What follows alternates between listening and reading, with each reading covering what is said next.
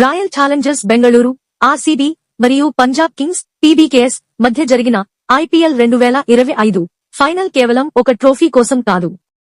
ఇది చరిత్రలో కొత్త అధ్యాయం రాయబోయే అమోఘమైన క్షణం. ఎవరూ ఊహించని రికార్డులు, ఆశాజనక ఘనతలు ఇప్పుడు క్రికెట్ అభిమానులకు కనుల పండువగా మారాయి. కొత్త ఛాంపియన్ ఖాయం. ఆర్సీబీ మరియు పీబీకేఎస్ రెండూ ఇప్పటివరకు ఒక్కసారైనా ఐపీఎల్ టైటిల్ గెలవలేదు. ఎవరు గెలిచినా వారి తొలి టైటిల్ అవుతుంది. 18 ఏళ్ల టైటిల్ కరువుకు ముగింపు. ఆర్సీబీ ఇప్పటివరకు 3 సార్లు ఫైనల్ ఆడగా 2009, 2011, 2016 ఈసారి ఇది వారి 4వ ఫైనల్. పీబీకేఎస్ మాత్రం రెండోసారి ఫైనల్ చేరింది. గతంలో 2014 తొలి టైటిల్ కోసం సుదీర్ఘ నిరీక్షణ ముగిసింది. 2008 నుంచి లీగ్ ప్రారంభమైనప్పటి నుండి ఈ రెండు జట్లు ప్రతి సీజన్లో ఆడాయి కానీ ఛాంపియన్ కాలేకపోయాయి. ఈసారి గెలిచే జట్టు లీగ్ చరిత్రలో తొలి టైటిల్ కోసం అత్యంత ఎక్కువ కాలం ఎదురుచూసిన జట్టుగా నిలుస్తుంది. దశాబ్ద కాలం తర్వాత కొత్త ఐపీఎల్ విజేత.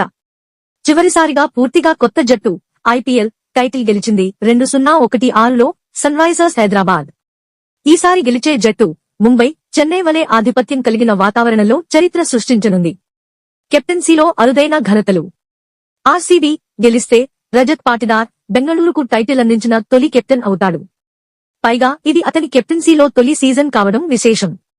పీబీకేఎస్ గెలిస్తే శ్రేయస్ అయ్యర్ వరుసగా 2 జట్లతో 2024లో కేకేఆర్, 2025లో పీబీకేఎస్ టైటిల్ గెలిపించిన తొలి కెప్టెన్ అవుతాడు. ప్లే ఆఫ్ మరియు వేదిక రికార్డులు. ఆర్సీబీ ఇటీవల పీబీకేఎస్ పై సాధించిన విజయం 60 బంతులు మిగిలి ఉండగానే విజయం సాధించడం ప్లే ఆఫ్ చరిత్రలో అత్యధిక మెరుగైన గణాంకం. ఈ ఫైనల్ నరేంద్ర మోడీ స్టేడియంలో జరుగుతోంది. ఇది ఎంఐ లేదా సీఎస్కే లేకుండా జరుగుతున్న తొలి ఐపీఎల్ ఫైనల్ కావడం విశేషం. కీ ప్లేయర్స్ మైలురాళ్లు. శ్రేయస్ అయ్యర్ ఇప్పటికే 516 పరుగులు చేసి టైటిల్ గెలిచే సీజన్లో కెప్టెన్ గా రికార్డు నెలకొల్పే దిశగా ఉన్నాడు. ఫిల్ సాల్ట్ క్వాలిఫైర్ 1లో చేసిన 23 బంతుల్లో హాఫ్ సెంచరీ అతని ఐపీఎల్ కెరీర్లో వేగవంతమైనది.